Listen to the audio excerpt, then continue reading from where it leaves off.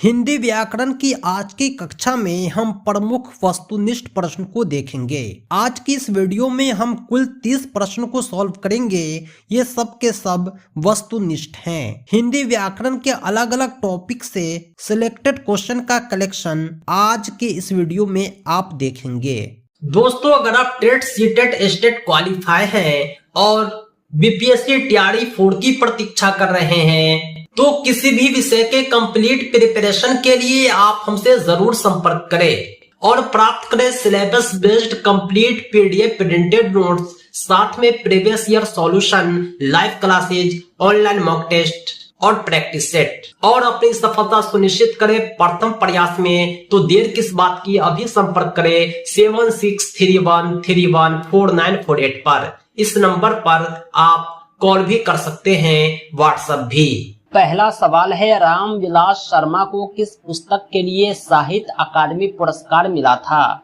रामविलास शर्मा की वह पुस्तक निराला की साहित्य साधना थी जिसके लिए साहित्य अकादमी पुरस्कार दिया गया था। नेक्स्ट क्वेश्चन है, नमक का दारोगा किसकी रचना है? नमक का दारोगा मशहूर उपन्यास है जिसके रचनाकार प्रेमचंद है। नेक्स्ट क्वेश्चन है, तीसरा नंबर, गीत गोविंद के रचयिता कौन है? गीत गोविंद के रचयिता जयदेव हैं। गीत गोविंद के रचयिता जयदेव हैं। नेक्स्ट क्वेश्चन है, चौथा नंबर, अंधा युग के रचनाकार कौन है? अंधा युग के रचनाकार धर्मवीर भारती हैं। यह भी एक मशहूर रचना है, इसे भी आप याद जरूर रखेंगे। नेक्स्ट क्वेश्चन है, पांचवा नंबर, नदी के किनारे भी नदी है, यह किसकी कृति है? नदी के किनारे भी नदी है, यह अशोक वाजपेयी जी की रचना है। नेक्स्ट क्वेश्चन है, छठा नंबर,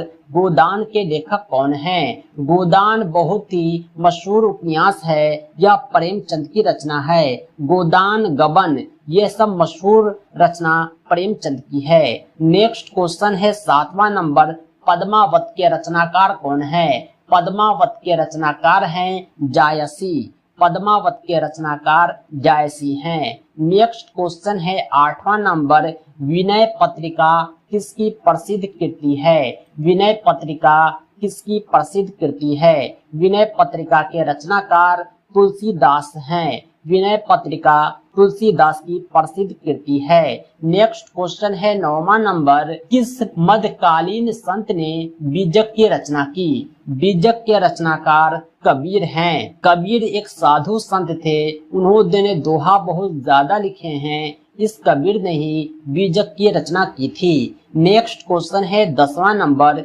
बिहारी किस राजा के दरबारी कवि थे? बिहारी किस राजा के दरबारी कवि थे? सही जवाब हो जाएगा ऑप्शन 4, जयसिंह।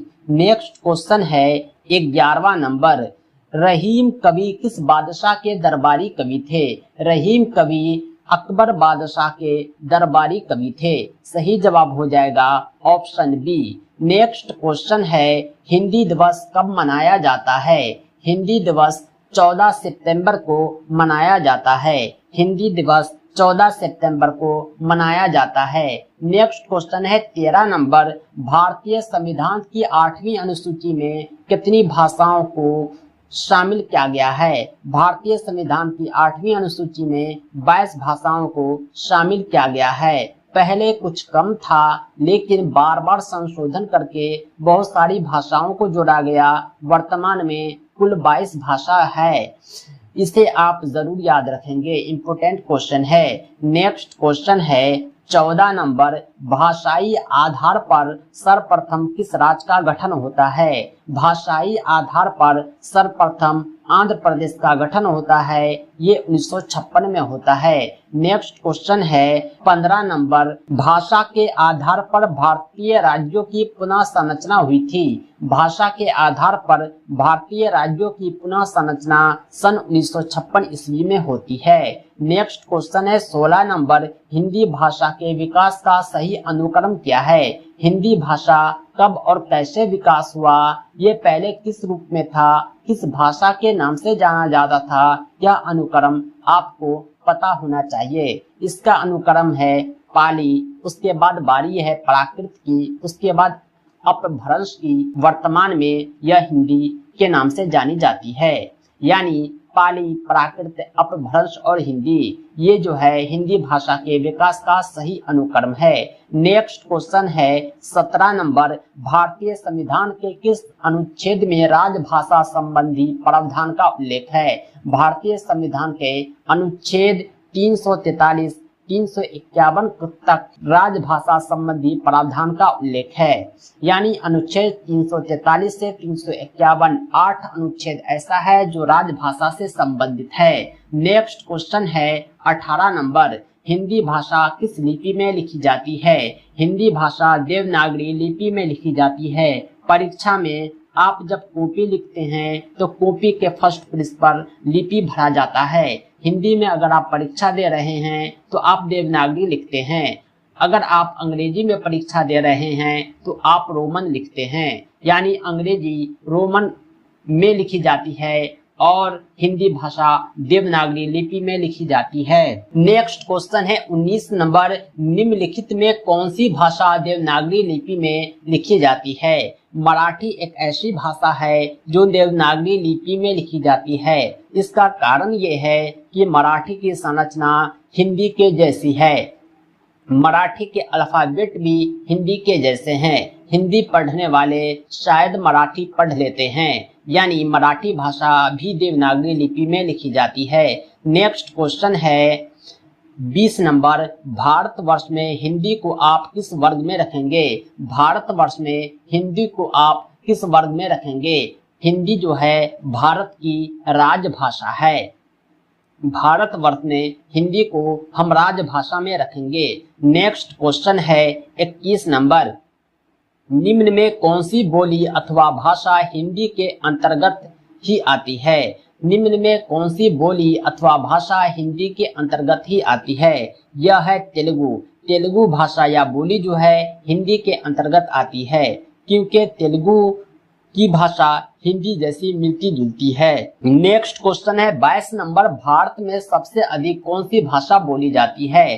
भारत में सबसे अधिक हिंदी बोली जाती है। सबसे अधिक हिंदी भाषी लोग भारत में निवास करते हैं। नेक्स्ट क्वेश्चन है 23, हिंदी भाषा किस परिवार की भाषा है? भाषा का अपना एक परिवार होता है।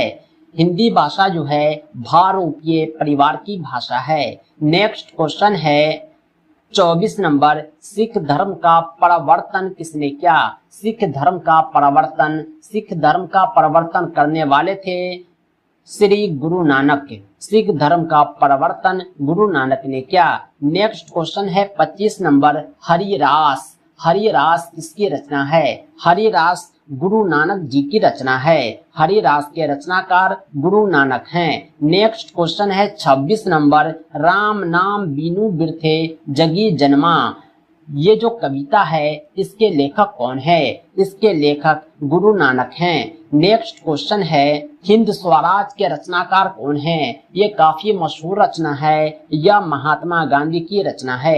हिंद स्वराज के रचनाकार महात्मा गांधी हैं। नेक्स्ट क्वेश्चन है शेक्सपियर को किस रूप में जाना जाता है? शेक्सपियर जो थे कवि थे। शेक्सपियर नाटककार भी थे। यानी शेक्सपियर नाटककार और कवि दोनों रूप में जाने जाते हैं। नेक्स्ट क्वेश्चन है 29 नंबर, नौकर की कमीज किस विद्या की रचना है? नौकर की कमीज जो है निबंध है, उपन्यास है, कहानी है, नाटक है। नौकर की कमीज वास्तविकता में उपन्यास है। यानी सही जवाब हो जाएगा ऑप्शन बी। लास्ट क्वेश्चन है 30 नंबर, नेपाली भाषा किस लिपि में लिखी जाती है? नेपाली भाषा देवनागरी लिपि में लिखी जाती है।